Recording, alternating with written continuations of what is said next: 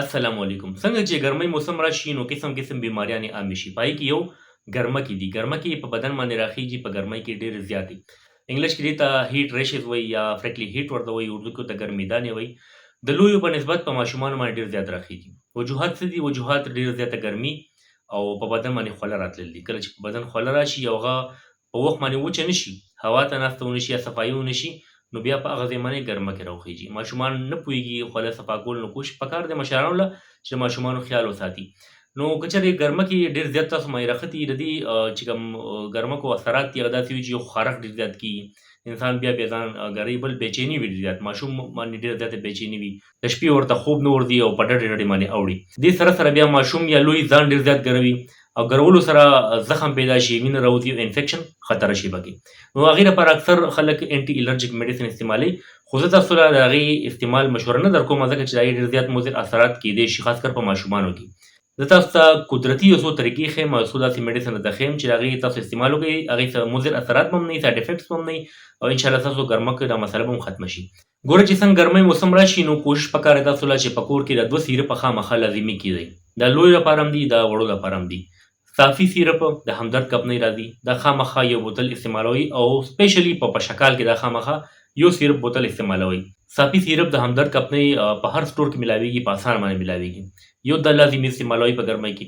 دې سره شربت بزوري دا تاسو د همدرد هم راغستی شي، د قرشي هم راغستی شي، دا ډېر معیاري کمپنیانې دي. نو همدرد سیرپ او بزوري سیرپ دا تاسو خامخا په ګرمۍ کې استعمالوئ. انشاءالله چې دا تاسو استعمالوئ نو تاسو به ګرمي هم کم نه کمه کېږي، محسوسېږي به درته کمه، بل د ګرمکو نه به تاسو انشاءالله محفوظ یې. دا خو د خوراک دوایي شوله. دې سره بیروني طور خاص کر ماشومانو لپاره تاسو برګ پاوډر چې کوم دی، برګ پاوډر راځي، هغه بازار کې په اسان دستیاب وي، هغه تاسو استعمالولی شئ. ماشومانو لپاره هم استعمالولی شي او لوی هم پخپله استعمالولی شي. د هغې ډېر ښکلی رزلټ دی او بیروني طور چې کومه دوایي وي نو د هغې مضر اثرات کم وي بغیر د دې چې کومه دوایي وخوړلی شي. د انټي الرجیک په ځای تاسو د برګ پاوډر استعمال کوئ. که چېرې تاسو ته برګ پاوډر میلاو نه شو نو کریم میلاویږي، فرکلي هیټ کریم د سرم کمپنۍ او هغه په عام سټورونو کې میلاویږي ډېر په اسانه باندې، هغه تاسو استعمالولی شئ. که چېرې تاسو وایئ چې یاره موږ خو کریم هم نه استعمالول غواړو، پاوډر هم استعمالول نه غواړو، داسې څه قدرتي طریقه راته وښیئ. نو بهترین چې کوم طریقه ده د ټولو نه بهترین، په هغې سایډ افیکټ نشته، هغه دی د شړشمو تیل استعمال. شړشمو تیل چې کوم دی دا انټي بکټیریل دی، دا جراثیم ختموي او ډېر ښکلی رزلټ دی، بدن له سکون ورکوي، د سکون احساس راولي.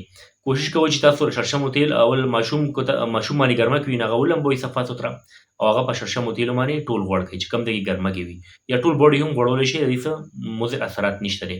که چېرې تاسو غواړئ چې نور هم سټرانګ فارموله جوړه شي نو بهتر دا دی چې امرتداره ډراپس راځي د قرشي کمپنۍ، عام مارکیټ کې اویلیبل وي، هغه تاسو راواخلئ. د هغې نه په یو بوتل کې شړشمو تیل واچوئ او هغې نه د امرتداره نه 2-3 قطرې په هغه شړشمو تیلو کې ایډ کړئ، واچوئ، داخل کړئ پکې او دا به یو ډېره سټرانګ فارموله جوړه شي، یو ډېر زبردست رزلټ دا ورکوي.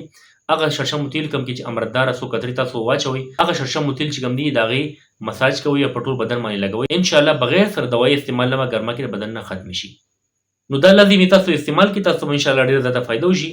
که دې ویډیو تاسو ته فایده درکړي زما چینل ډاکټر شبیر پښتو سبسکرایب کړئ، دا ویډیو خپل ملګرو سره هم شیر کړئ چې هغوی ته هم فایده ورسي.